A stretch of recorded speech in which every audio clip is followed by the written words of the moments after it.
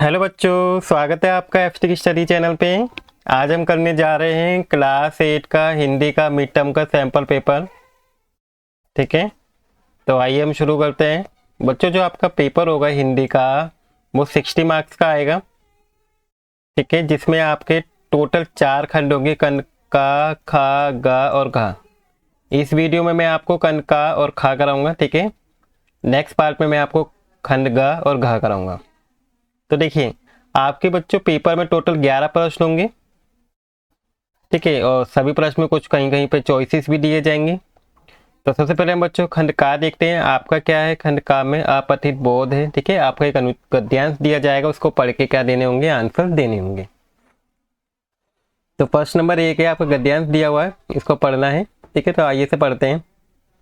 हमें जीवन में ये आदत अवश्य अपनानी चाहिए कि थाली में उतना ही भोजन लें जितना हमें क्या हो बच्चों, जरूरत हो। अक्सर लोग अधिक भोजन ले लेते हैं और उससे क्या होता है, पूरा ना खा पाने पर क्या कर देते हैं, फेंक देते हैं। अपनी शादी पार्टी में भी देखा होगा, बहुत सारा खाना क्या होता है, थोड़ा से ज़्यादा ले लेते हैं, थोड़ा खा के फेंक देते हैं। ये अन्न केवल अन्न ही नहीं है, बल्कि किसानों की कठिन मेहनत और प्रकृति का अमूल्य उपहार है। काफ़ी कठिन मेहनत के बाद हमें ये अन्न मिलता है, और जब ये नालियों में बहता है, न केवल संसाधनों की बर्बादी होती है, बल्कि ये भी याद आता है कि अनेक लोग भूखे पेट सो जाते हैं। इसलिए हमें संयम बरतना चाहिए और उतना ही खाना भोजन लेना चाहिए जितना हम खा सकें। और यही क्या है बच्चों, समझदारी है। ठीक है, तो आइए देखिए, इससे क्वेश्चन देखते हैं क्या पूछा गया है इस अनुच्छेद से। पहला क्वेश्चन देखिए, फर्स्ट क्वेश्चन पूछा है कि गद्यांश के अनुसार यदि व्यक्ति द्वारा आवश्यकता अनुसार ही भोजन लिया जाए तो क्या परिणाम होगा। देखिए, अगर हम जितना जरूरत है उतना ही खाना लेंगे तो देखिए क्या होगा, आपके अन्न की जो बर्बादी है वो क्या हो जाएगी बच्चों, घट जाएगी। ठीक है,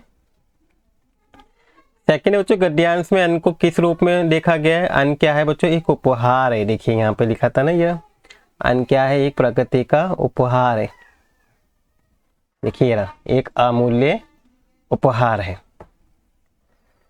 नेक्स्ट है, गद्यांश के अनुसार समझदारी किसे कहा गया है। समझदारी का अर्थ बच्चों ये है कि जितना खा सके उतना ही भोजन लेना चाहिए, अन्न की बर्बादी ना करें। देखिए यहाँ पे लिखा हुआ है आपको, देखिए उतना ही खाना लें जितना खा सकें, यही समझदारी है।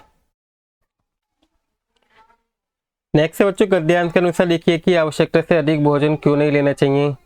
तो इसका आंसर है कि आवश्यकता से अधिक भोजन नहीं लेना चाहिए, क्योंकि अगर हम ज़रूरत से ज़्यादा भोजन लेंगे और उसे फेंक दें तो ये अन्न और किसानों की मेहनत और प्रकृति का उपहार का क्या होगा बच्चों, अपमान होगा।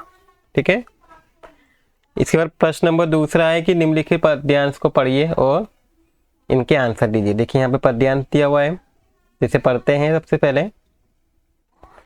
हरी घास पर बिखेर दी है ये किसने मोती की लड़ियां, कौन रात में गुठ गया है ये उज्जवल हीरो की कड़ियां, लुटा गया है कौन जोहरी अपने घर का भरा खजाना, पत्तों पर फूलों पर पग पग बिखरे हुए रत्न है नाना, जी होता इन ओस कड़ों को अंजलि में भर ले आऊं, इनकी शोभा निरख निरख कर इन पर कविता एक बनाऊं। तो बच्चों, प्रस्तुत पद्यांश में रत्न किसे कहा गया है बच्चों, ओस को कहा गया है। ठीक है, सेकेंड है कि ओस में किसकी पद्यांश में किसकी सुंदरता का वर्णन किया गया है, प्रकृति की सुंदरता का वर्णन किया गया है। पद्यांश में किसकी योग्य है ना। इसी बच्चों थर्ड है, पद्यांश के अनुसार कवि ने ओस कणों को कहाँ देखा है। और कवि ने ओस के कणों को हरी घास, पत्ती और फूलों पर देखा है।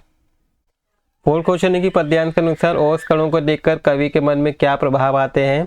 तो कवि के मन में ये भाव आते हैं कि वो अंजलि में भरकर उसे घर ले जाए, उनकी शोभा को देखकर उन पे क्या करे, वो एक कविता की रचना करें।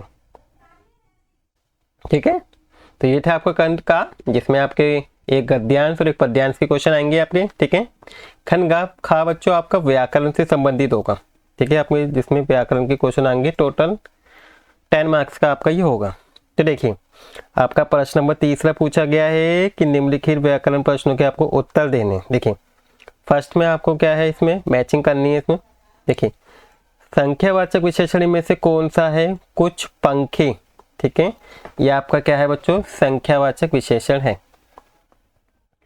नेक्स्ट है परिणामवाचक विशेषण बच्चों कौन सा होता है? इसमें देखिए ये क्वांटिटी दे रखी है, तो ये आपका क्या हो जाएगा? परिणामवाचक हो जाएगा, 5 किलोग्राम चावल। गुणवाचक विशेषण बच्चों क्या होता है? पेड़ का जो गुण बता रहा घना, तो ये क्या होगा? गुणवाचक होगा। सेकंड बच्चों, निरूपसर्ग से बना एक शब्द बताइए, तो निर्देश लिख सकते हैं, ठीक है। इसके बाद नेक्स्ट क्वेश्चन है फिफ्थ, आज यहाँ कल वहां चलें। दी गई पंक्ति में क्रिया सब बचानी है, तो देखिए चलना क्या होता है बच्चों? क्रिया है, तो इसका आंसर क्या हो जाएगा? चलें। विदुषी शब्द का लिंग बदलना है, ठीक है, तो विदुषी का लिंग क्या होगा बच्चों? विद्वान होगा। सेवंथ है कि स्वर्ण शब्द का तद्भव शब्द क्या होता है? स्वर्ण मतलब सोना, ठीक है, तो इसका तद्भव शब्द क्या होगा? सोना होगा। नेक्स्ट है बच्चों 8 की दुर्गंध शब्द का विपरीत बताना है। दुर्गंध, ठीक है, बदबू बोल सकते हैं, तो इसका क्या होता है बच्चों? सुगंध। नेक्स्ट है सामने लकड़ी की एक चौखट पड़ी रहती है, देखा कि सबका वचन बदलना है, तो लकड़ी का क्या होगा बच्चों? लकड़ियां हो जाएगा। नेक्स्ट है 10, द्वंद्व समास में दोनों शब्द प्रधान होते हैं, ठीक है, ये आपको बताने की स्टेटमेंट सही है गलत है, तो ये बच्चों स्टेटमेंट आपकी बिल्कुल सही है, ठीक है। ये आपके कन का और खा हो गए, ठीक है। अब खंड गा आते हैं जिसमें पाठ्य पुस्तक के आपसे क्वेश्चन पूछे गए हैं, ठीक है।